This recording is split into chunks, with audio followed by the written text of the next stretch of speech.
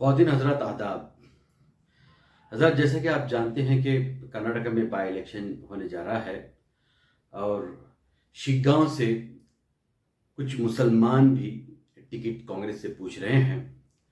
आज शाम शिग्गांव के लिए कांग्रेस का टिकट ऐलान हो गया, जिसमें वैशाली कुलकर्णी का नाम ऑलमोस्ट फाइनल हो गया।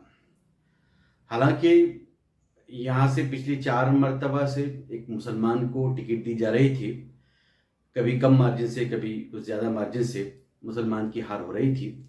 वजह उसकी ये थी कि मुसलमान के तो वोट एक मुश्त मिल रहे थे, जहां दूसरे कम्युनिटीज़ के वोट मिलना चाहिए था वो न मिलने की वजह से मुसलमानों की हार हो रही थी।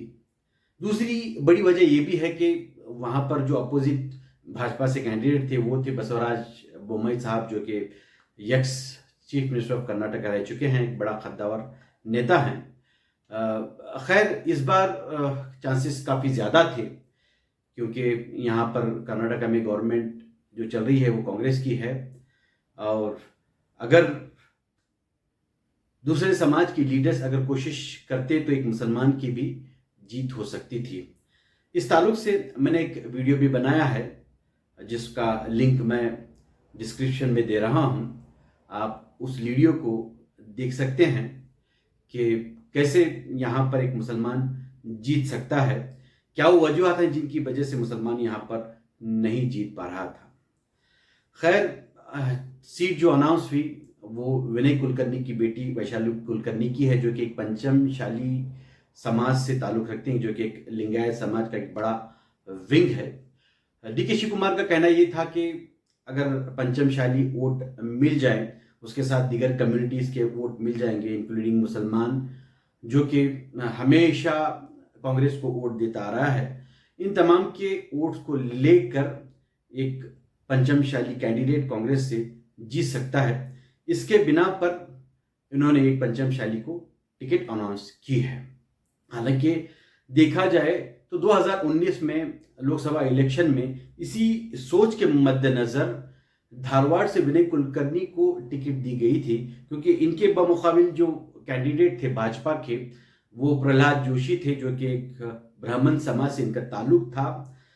बावजूद इसके लिंगायत समाज ने विनय कुलकर्णी, जो कि पंचमशाली समाज के एक लीडर हैं, कद्दावर नेता हैं, फॉर्मर मिनिस्टर रह चुके हैं कर्नाटक गवर्नमेंट के, उनको न देते हुए लिंगायत समाज ने काफ़ी तादाद में वो जोशी साहब को जिताया, जो 2019 में एमपी बन चुके थे।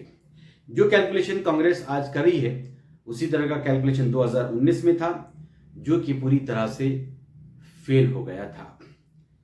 हालांकि ये टिकट के लिए मुसलमानों में बहुत सारे मुसलमानों की लीडर ने कोशिश की, जिसमें सरफरीस नाम जो है वो करंट मिनिस्टर ज़मीर अहमद खान साहब ने बड़ी कोशिश की इसके लिए।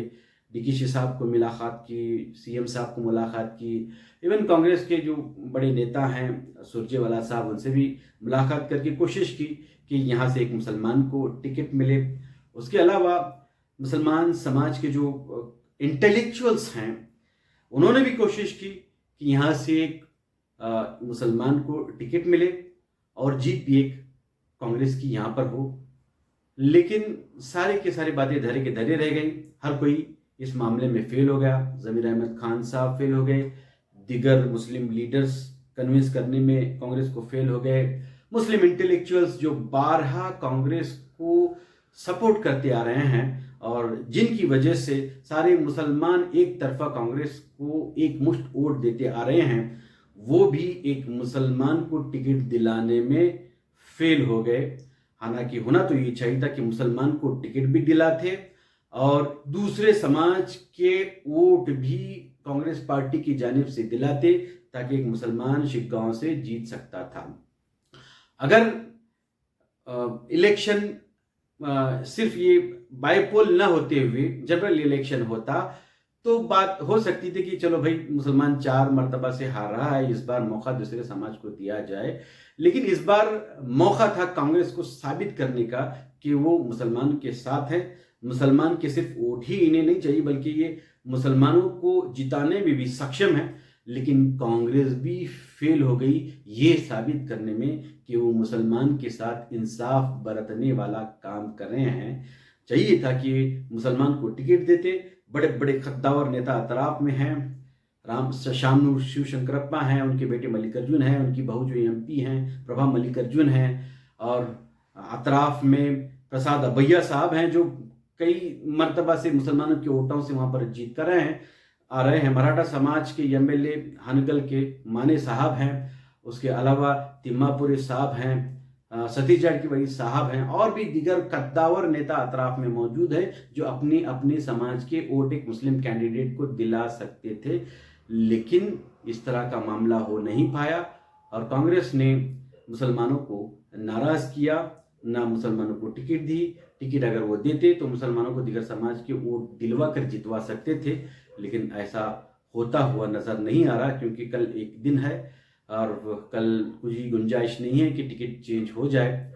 अब मुसलमान क्या रुख इख्तियार करते हैं, मुसलमान इंटेलेक्चुअल क्या रुख इख्तियार करते हैं, मुसलमान नेता क्या रुख इख्तियार करते हैं, क्या मुसलमानों के साथ ऐसे ही रवैया इख्तियार किया जाएगा, क्या ऐसे ही मुसलमानों के साथ दोहरा मियार बरता जाएगा, ये देखने की बात है।